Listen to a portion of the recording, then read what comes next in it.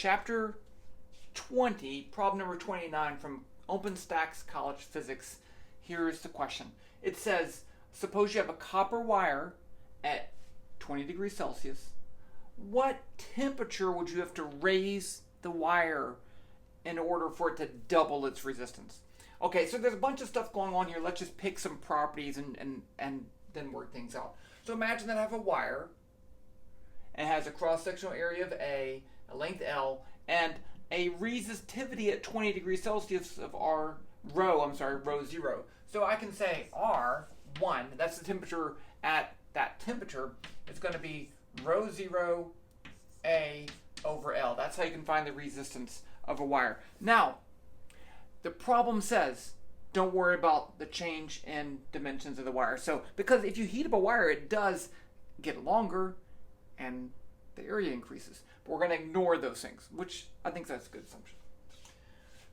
However, the resistivity changes with temperature. Rho equals rho 0, 1 plus alpha delta T. So alpha is the thermal coefficient for that material. I looked it up. For copper, it's 3.9 times 10 to the negative 3, 1 over degrees Celsius. So that's that. I really just want to find the change in temperature, and then we can find what that temperature is if it starts at 20 degrees Celsius. So R2 is going to be equal to this value, rho, whatever it is, times A over L. That didn't change. Now, if I want this to be twice that, then that means that rho has to be twice that. So let's just say this is 2 rho 0 equals rho 0, 1 plus alpha delta T. Kind of practice, not trying to put in all the numbers right away to work these problems out like that. And you can see that you can figure some things out beforehand. It's really nice. So I don't even need to know rho. I don't even need to know the resistance, right? Because the canceled.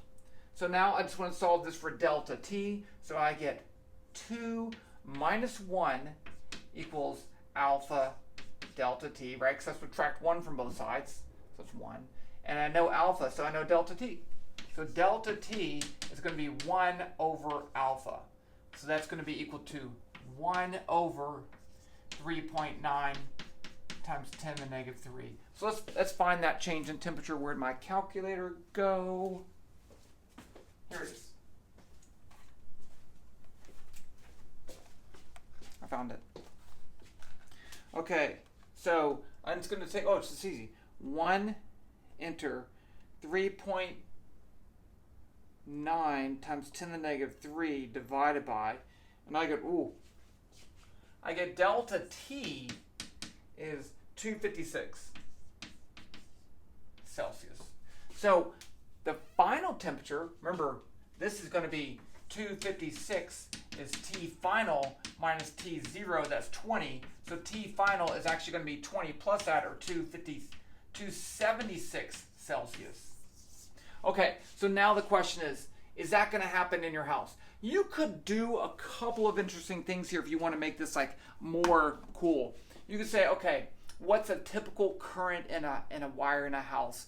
Maybe you go 5-10 amps, okay? And then what's the resistance of a 3-meter wire, and what's the power output, and how much would that heat the wire? And then really you could do heating per length, because it doesn't really matter. And I think that would just depend on the cross-section. That's a really good problem. I think I'm going to do that one.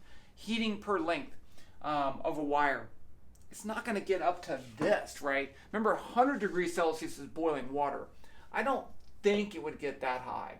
I just don't feel like it'd get that high. Without having to do any calculations, I'm going to say it probably doesn't get that high.